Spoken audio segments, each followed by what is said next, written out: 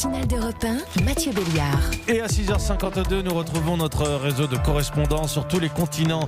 L'information telle qu'elle est vécue à l'étranger, c'est la revue de presse internationale. Nous démarrons à Alger avec Nour Chahine. Bonjour Nour. Bonjour Mathieu. À la une en Algérie.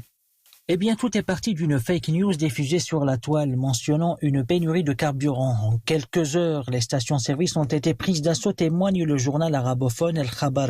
Comme une traînée de poudre, l'information a enflammé la toile et a surtout poussé les automobilistes à adopter des comportements irrationnels, selon le quotidien Liberté, qui relève la dangerosité d'une telle rumeur en période de crise sanitaire.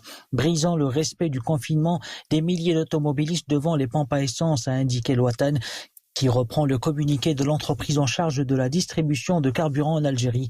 Naftal dément toute fermeture de ces stations-service, titre le journal. Des assurances qui n'ont pas l'air d'avoir convaincu les Algériens habitués à des épisodes de raréfaction de carburant, le comble pour un pays pétrolier. De leur côté, les autorités n'ont pas jugé utile d'instruire une enquête pour la mise en danger d'autrui.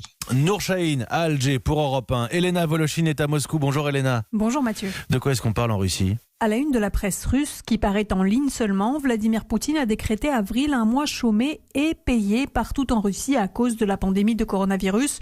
Le quotidien Vedomosti n'y croit pas. Réduction de postes et dépôt de bilan en perspective, voilà son titre, avec à l'appui une étude sur les effets négatifs de cette mesure pour 15 millions de travailleurs. Ce mois chômé, il inquiète aussi les gouverneurs. Eux surveillent aussi la montée de l'alcoolisme ces derniers jours. Certains ont d'ailleurs limité la vente d'alcool dans leur région.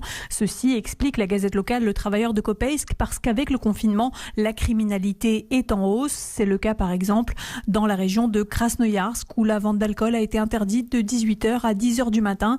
Idem dans la République du Bachkortostan où le gouverneur a même menacé d'instaurer la prohibition en cas d'augmentation des crimes, des violences domestiques ou des incendies.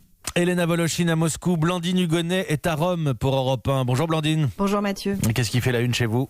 Eh bien, c'est une commune qui résiste au coronavirus. Le village au zéro contaminé, écrit le Gazzettino. Il s'agit de Ferrera Erdognone, qui se trouve en Lombardie, la région la plus meurtrie d'Italie. Et pourtant, sur 1000 habitants, aucun n'est malade, raconte la Repubblica. Le petit bourg défie les lois de l'épidémie. Quel est son secret, s'interroge le Messaggero. La population respecte le confinement à la lettre, répond le maire. Mais la discipline n'est pas la seule explication. Et le village sans virus intrigue. Est-ce une question de génétique ? Des scientifiques vont tenter de percer le mystère, rapporte la Stampa. Une enquête a été lancée. Grâce à des analyses de sang, les médecins veulent déterminer si les habitants ont développé des anticorps capables de combattre le virus.